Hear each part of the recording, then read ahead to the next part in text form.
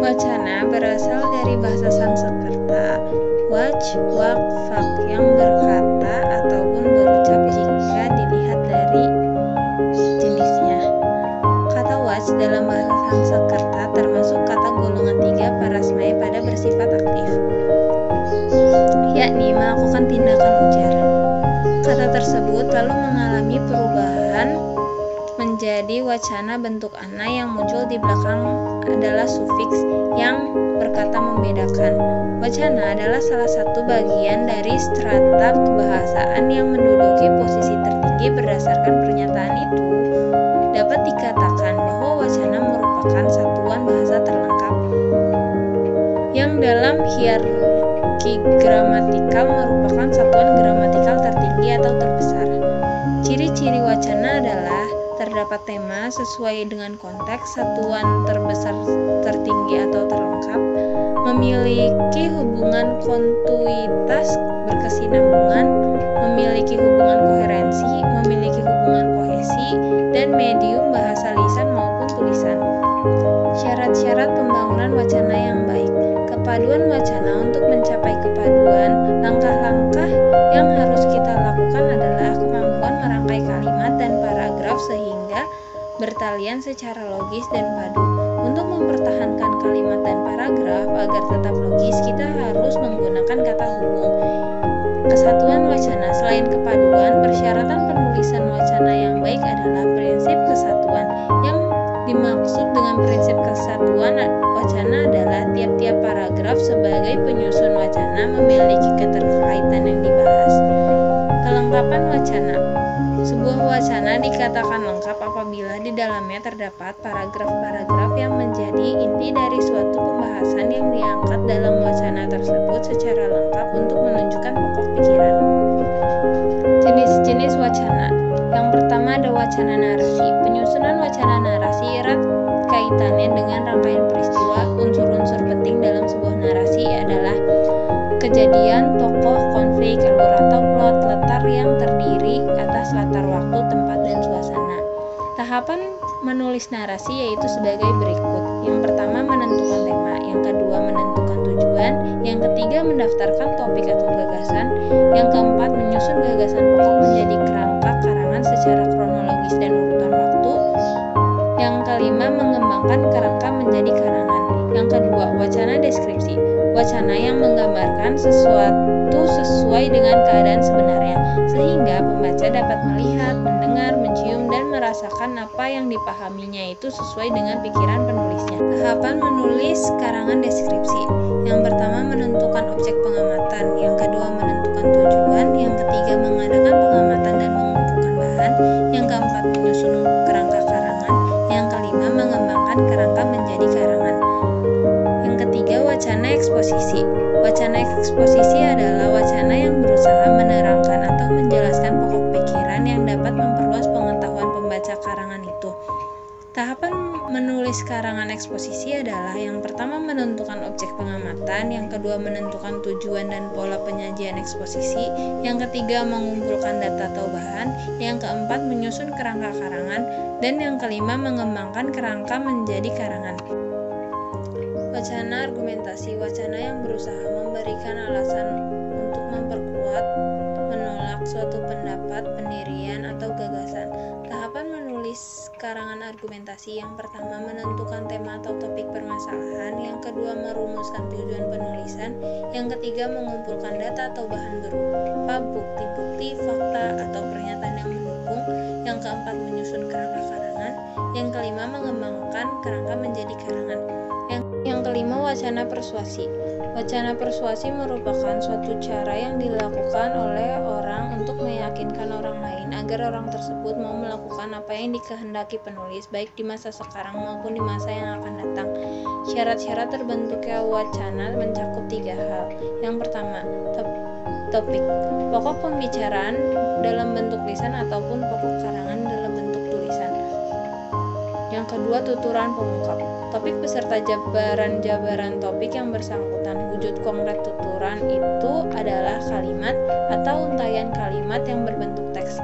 Yang ketiga, kohesi dan koherensi. Kohesi merupakan hubungan formal atau hubungan yang tampak pada bentuk. Berdasarkan media komunikasi, wacana dibedakan menjadi dua, yaitu wacana lisan dan wacana tulisan. Wacana tulisan. Menurut Henry Guntur Tarigan, wacana lisan adalah wacana yang disampaikan secara lisan melalui media lisan.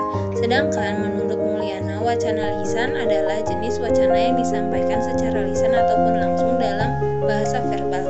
Wacana lisan memiliki ciri-ciri. Yang pertama, wacana lisan memerlukan daya simak yang tinggi agar interaksi tidak terputus.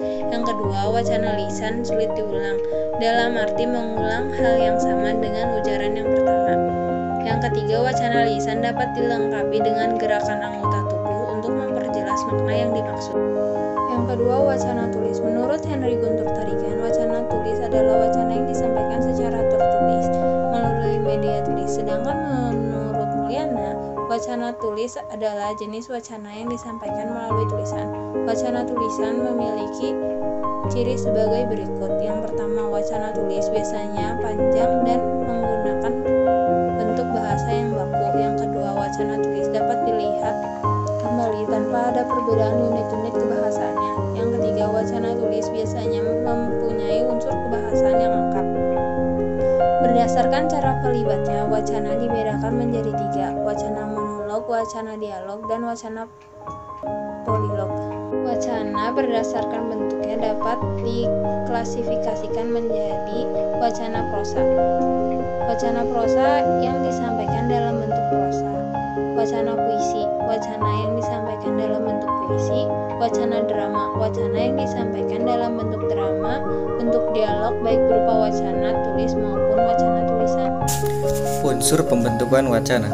Sebagai satuan bahasa lengkap, wacana tersusun dari untaian kalimat-kalimat yang berkesinambungan erat dan kompak sesuai dengan konteks situasi.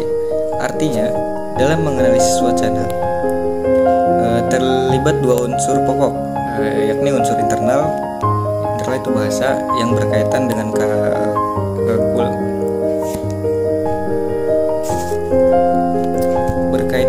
kaidah bahasa seperti sintaksis, morfologi, dan fonologis, serta unsur eksternal bahasa yang berkaitan dengan konteks situasi. Unsur internal yang A, ada topik, tema, judul. Topik merupakan pokok persoalan yang disampaikan. Topik adalah pokok gagasan yang dikembangkan menjadi sebuah wacana. Dalam sebuah wacana hanya ada dua topik. Ganti topik berarti ganti wacana. Untuk membentuk sebuah wacana, topik dikembangkan dengan sebuah kalimat atau lebih.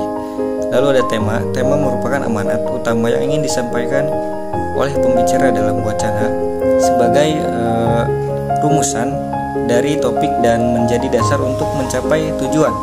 Tema lebih sempit dan abstrak daripada topik. Tema merupakan topik yang dibatasi. Lalu B, kalimat. Kalimat termasuk urut dalam wacana. Untuk memproduksi sebuah wacana, sekurang-kurangnya digunakan satu kalimat. Hal ini dapat dipahami karena wacana secara konkret menuju pada realitas penggunaan bahasa yang disebut teks. Teks sebagai perwujudan konkret wacana terbentuk dari uraian kalimat-kalimat. Sebuah kalimat diakhiri dengan intonasi final. Kalimat yang digunakan seperti sebuah bangunan yang terdiri atas beberapa ruang, padahal bisa saja sebuah kalimat hanya terdiri dari satu kata. Lalu unsur eksternal. Unsur eksternal atau unsur luar wacana adalah sebuah yang menjadi bagian wacana, namun tidak nampak eksplisit. Sesuatu itu berada di luar satuan lingual wacana. Analisis dan pemahaman terhadap unsur-unsur tersebut dapat membantu pemahaman tentang suatu wacana. Lalu ada A, konteks. Lingkungan atau keadaan tempat bahasa digunakan. Dapat pula konteks wacana adalah aspek-aspek internal wacana dan segala sesuatu yang secara eksternal melingkupi sebuah wacana. Konteks wacana secara garis besar dapat dibedakan menjadi dua kelompok, yaitu konteks verbal dan konteks non-verbal. Konteks verbal, hubungan dengan satuan bahasa yang melingkupinya. Contoh kalimat-kalimat dalam percakapan, lalu dan sebagainya. Dan konteks nonverbal, hubungan yang berkaitan dengan hal-hal di luar bahasa. Konteks nonverbal meliputi situasi, sosial, dan budaya. Selanjutnya konteks wacana yang mendukung pemakaian. Ujaran, tuturan, atau wacana adalah situasi kepercayaan.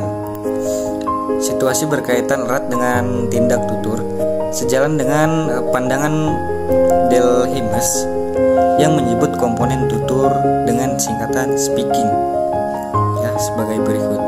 Lalu dalam bahasa Indonesia, komponen tutur yang merupakan konteks kewacanaan dapat disingkat dengan wicara, yang fenom awalnya mengacu pada waktu, tempat, dan suasana, instrumen yang digunakan, cara dan etika tutur, alur ujaran dan perlibat tutur, rasa, nada, dan ragam bahasa, amanat dan tujuan tutur.